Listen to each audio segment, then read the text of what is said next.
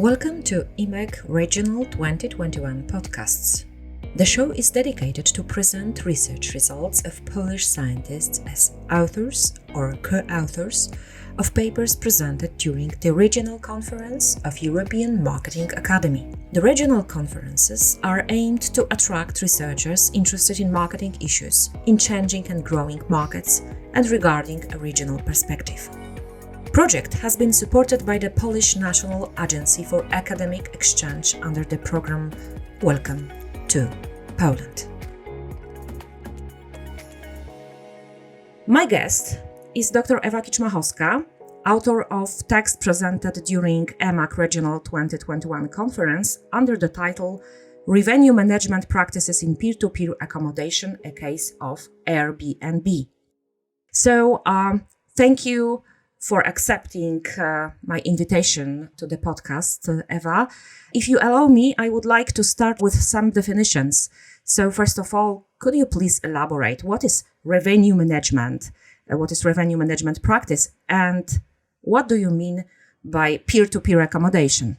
Yes, hello everybody. I'm really glad to be here. The two concepts that my research was focusing on are relatively new. And the research in this field is expanding really fast. Revenue management has been defined as, scientific definition says that it is the systematic application of data analysis on demand so that we take proper decisions on pricing or resource allocation in order to maximize revenue. For us as consumers, just to put it simple, it is visible when we see the airplane tickets at much better rates well in advance of the journey. We call it dynamic pricing in this case. And the sharing economy, so the second concept, is when underutilized assets that we possess are offered online, this is important, to people who might be interested in accessing them. So when does an old-fashioned renting a house turn into the sharing economy? The turning point is the appearance of the internet platform right in the very heart of the transaction.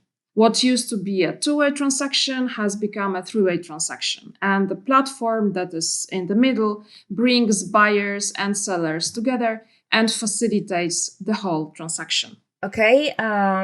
Probably we should also mention that Airbnb was founded in 2008, so it's not so very new concept, but I think that and the business, but for using rather broad, this concept is quite, especially in scientific research, new. But also it's really expanding and really developing really fast. The number of new offerings, the number of new listings, properties that are available is really growing. And also new things arise around it. So I think, it's still relatively new compared to marketing or... Yeah, absolutely. You're absolutely right. Yeah. And so what was the main goal of your research? The main research question for this study was how the professionalism of peer-to-peer accommodation hosts relate to their usage of revenue management practices. I was simply interested in how popular are revenue management practices among peer-to-peer hosts, and if they use them more often or more aggressively, if they become multi-unit hosts or super hosts. These were chosen as indicators for host professionalism. So the fact if the host manages more than one property or if he or she possesses the superhost badge, which is a separate program run by Airbnb. Okay, so what do you think that, I don't know, but I think that just one indicator for professionalism, is it enough? Is it enough to say that if you have more than one property, that you create you as professional? The assumption was, and this was also proved by previous researchers, that once you start managing more than one property, your purposes or your motivations change. So the previous researchers were testing this, and they really showed that once you become more and more, once you start offering more than one property, you become more, this is the sign of you being more and more knowing the business, applying some certain rules, and building your experience much faster, having 2 or 3 or more properties than if you have just one property to manage. Also, the superhost badge was the second indicator of the professionalism, which, as I said, is a separate program run by Airbnb. And to become a superhost, you need to fulfill a certain set of rules that are built around the quality of service for the guests. Great. So, why you choose the Airbnb? Maybe, I don't know, you are a host as well. Have you ever used this platform as a client or a host? I'm not a host. I'm a user. Yes, I'm a user. I'm a user during holidays, but also during some short weekend trips. So yes, I prefer this setup, like much more private and not so official versus hotels. And this is also, by the way, the main reason why people prefer peer-to-peer accommodation versus hotels. It's much less formal, having your own separate space that really similar to your own house. So this atmosphere is something that I highly value versus hotels being very anonymous and not friendly sometimes. So I'm not a host, I'm a user. But in this case, in case of this research, the choice was quite simple. Airbnb is the biggest peer-to-peer accommodation platform in the world. And what is also important, in contrast to Uber, for example, the responsibility of setting the prices lies in Airbnb with the host, not with the platform.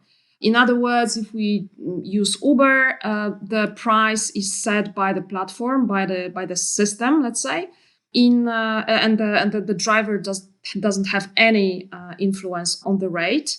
While in Airbnb, this is the host who decides what price or what rate he or she puts on the website. And as dynamic pricing is, as I said before, one of the most important techniques or practices in revenue management, this was important for me that the decision on pricing lies with the host. Okay, thank you.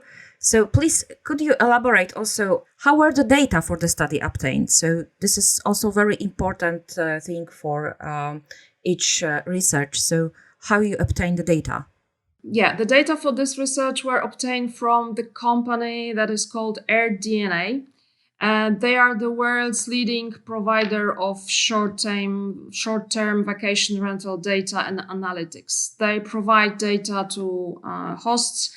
They provide data to hotels. They also provide data to scientists. And AirDNA data has been used in the previous studies regarding peer-to-peer accommodation. So the value and the quality of the data has been confirmed before by other researchers, so I could take the decision to use it as well.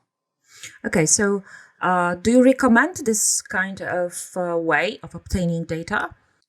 Yes, the alternative to this is scrapping the data yourself. Just obtaining it yourself from the Airbnb website. But this is quite time consuming. It of course requires high or some at least experience with scrapping the internet, which I don't have. But also AirDNA allows to have the really longitudinal data approach. When you scrap the data, you can scrap it for 3 months or maximum a year. But for this, from AirDNA, I could get the data from the very beginning of AirDNA existence, so from 2014 until 2021. So this I wouldn't be able to get if I decided to scrap the Airbnb site. So this was the biggest pro for using AirDNA data instead of scrapping it by myself. Thank you for this explanation. I think that it's absolutely very useful tool to use it in research. Okay, so what did you find? What kind of results you can present us today? So maybe anything surprised you or nothing? Yes, the first finding and the biggest surprise at the same time was the high level of professionalization of hosts in Poland. The data showed that 74% of properties offered through Airbnb in Poland was managed by multi-unit hosts. So, as I said, the hosts managing more than one property. This is an enormous change in comparison with previous research from other markets, which showed this indicator at the level of 50 or 40 for the data up until 2018. So probably the time difference plays the role. That's as the number of the professionalization process is accelerating, but also some of the market qualities could also play a role here. And this is very important because as you may know, peer-to-peer accommodation was in its roots managed by non-professionals, like normal people who just wanted to earn some money on the space, of the free space that they had. And these guys are not non-professionals anymore. Or maybe, what do you think? Does this mean that the ordinary people don't offer their homes through Airbnb right now? Just maybe no. It's just that they stopped to be majority, or it's not even 50-50 anymore. They still offer. It's just that the professionalists just took the ground, and they are now managing the really majority of the properties that are offered through Airbnb. Okay, so the normal people are still there. It's just the business grew on top of it, as I said, they are not non-professionals. In majority, they are not non-professionals anymore. Another finding was that those two indicators of professionalism that I implemented, so the multi-unit and superhost, they showed some distinctive differences in behaviors. However, the differences were not equally distinctive, and I will just explain what I mean. So while multi-unit hosts show really distinctive differences versus single-unit hosts, and this reveals the strong pursuit of revenue and competitiveness growth, the superhosts show less discrepancies versus non-superhosts. So this again might be an indicator of their goals, so superhost goals being less economically driven. And they seem to have more focus on the quality of service, resulting in highest overall ratings from guests, which, as we know, sometimes creates costs and might not necessarily go in line with hard economic objectives driven by revenue management approach. So I think that those two indicators of professionalism, the nature or the profile of those professional hosts differ, And this also gives a good prognostic for the future, that not all of the hosts are going to be purely economically driven. There's also a group that will still remain the quality and the relationship and the emotion driven ones. Yeah, that's very encouraging. I think that the relationships are still important. Yeah, so great. What do you think? What is the significance of your research for the economy? Maybe some managerial implications you could show us here. Up to my knowledge, this was the first attempt to study revenue management in peer-to-peer accommodation in Central Eastern Europe.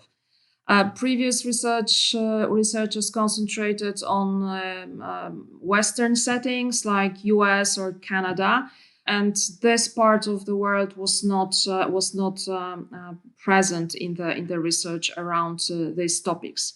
Peer-to-peer accommodation, we have to stress it, that having very low entrance barriers, peer-to-peer accommodation is regarded as the manifestation, we could say, of economic freedom and a tool to help to develop, to boost micro entrepreneurship in the society. So it is an important power to build the social welfare in the society.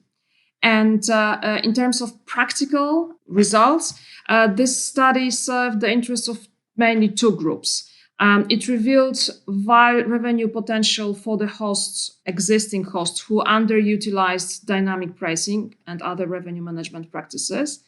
And also, on the other side, this study for hoteliers, so owners and managers of the hotels, should serve as a warning of peer-to-peer hosts' professionalization, who really become equal competitors. As I said before, they are not non-professionals anymore. And being it hotels or hoteliers should remember that they should really treat them seriously as equal competitors. Okay, and Ewa, could you please answer me, maybe not so easy question, but do you think that could be a difference, for example, if the host have some negative experience and, for example, if they have been cheated, for example, and the trust has been compromised. So maybe this is the reason why they want to be more economic driven, not based on relationships, for example. What do you think? I think that a situation of breaking the trust, or in business anyway, this is something like that happens in any business, regardless of, this is not, peer-to-peer accommodation is not the only business when you can face cheating or untruthful encounter or a partner. So I don't think it's anything very specific for this. So I wouldn't build on it in terms of change of behavior of the hosts. I think what makes them think more of economic aims or economical objectives rather than those social is simply the way or the possibility to earn money on it. And again, I don't think that there is so black and, that the situation or the situation is so black and white. So then once you start being economically driven, you don't focus on relationship or this emotional part of the transaction anymore. It's just that the balance may be somewhere else. But again, I think that economical objectives and the social objectives may well go together. And yes, we see the evolution of hosts, their growth in their professionalism. But as I said before, even now from this study, it is visible that there are still hosts that are more economically driven, but there are also hosts that are more focused on overall guest experience. And I think it all depends on hosts' motivations. And these motivations can be of many kinds. And I don't necessarily think that the bad experience with guests might be the reason for hosts becoming more economically driven. I just think that they simply feel that maybe they can earn more, and this is always tempting. And again, I don't think it really stops the emotional and social and this experience part. It does not exclude one another. Thanks. Do you think that this is the end of the romantic idea of the sharing economy? So this being more professional on Airbnb? Okay, let me comment on the romantic idea first. Mm-hmm. I would like to stress that even in its very origins, like at the very beginning, when simple people were offering free space they possessed to other people, they offered it to get additional income. Of course, the social context, the emotional values like meeting new people or better feeling of the culture, this was all important. But additional income, even if not a dominant factor, has always been there. So I wouldn't say that there is a kind of like a big switch from that at the very beginning people didn't care about the income and now they started caring about the income. This is not the case in my opinion. I think that the income has always been there, and it can be still romantic with the additional income, I think. And if for the host this peer-to-peer accommodation, this idea can transform from additional income into their main source of income, that's fine. It can be still about sharing the resources, about the building the relationships. It can be still romantic. So I don't think that the romantic idea of sharing economy is over.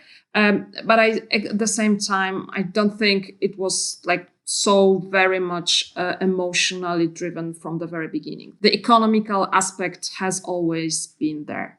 Okay, so I think we should now move to the very important question, maybe not for your research, but maybe for our audience. So Airbnb is constantly evolving, sometimes due to the regulatory changes. Yeah. So what do you think about the limitations of peer-to-peer accommodation in some European cities? So how could this affect this market and also customers? Yeah. Yes, I think that as a very new business model, as every new business model, Airbnb, when it entered the market, it challenged the status quo of, let's say, the whole accommodation market. Yeah, every time a challenger comes, the earthquake starts, and then, it shakes until the new equilibrium is reached. And in this case, the development of Airbnb was so rapid that it did not only affect shake the hotels' businesses, but in this case, in some especially big city centers, it started to influence the real estate structure, which some of the municipalities regarded as like too much. So this business, this short-term rental, was started overwhelming or started to be dominant in these parts of the cities. And this is, I would say, a normal process, meaning that, a challenger comes, the whole equilibrium is ruined, and then it shakes, as I said, until the new one is reached. So I think this is just what we are talking about here. This is about the process of, very rapid development and some forces, in this case, government or municipalities, trying to, again, to limit its development to the extent that it will be good for the cities. And this is at the moment a separate stream in the research, and it's really the literature on it is getting rich. I would only say that we should be aware that every limitation or any limitation that the government or municipalities would impose on peer-to-peer hosts could lead to increase of those very low at the moment entry barriers that I said before are really the sign of free market and the micro entrepreneurship boost. And such barriers like taxes or registration or additional limits, this could lead to even further professionalization of the hosts. And then the question arises, would it still be a sharing economy, or wouldn't it be a sharing economy anymore? Would be like a normal business?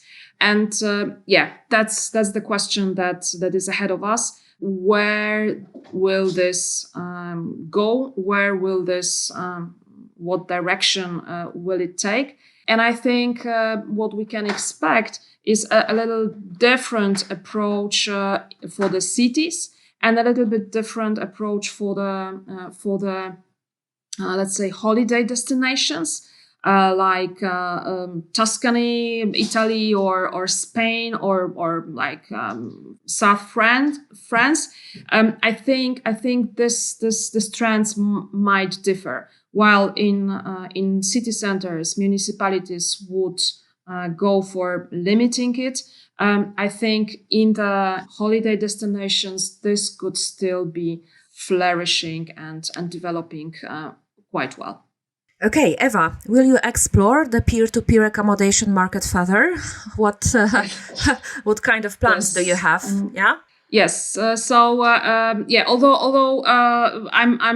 my main area of interest is revenue management, I still have some projects in my head for peer-to-peer accommodation. And the nearest one is related to COVID-19 impact on peer-to-peer accommodation.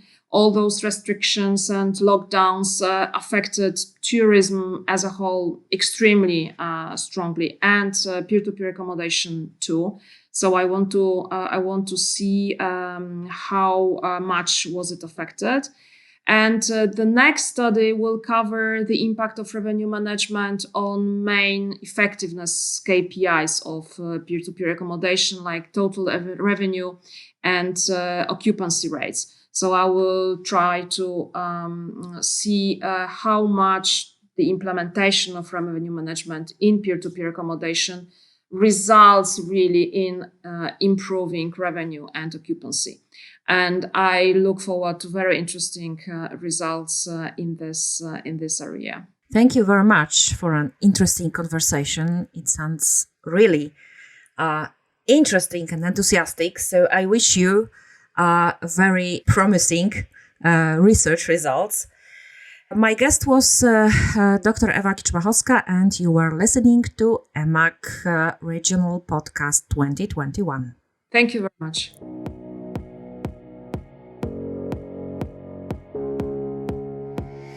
You were listening to EMAC Regional 2021 podcasts.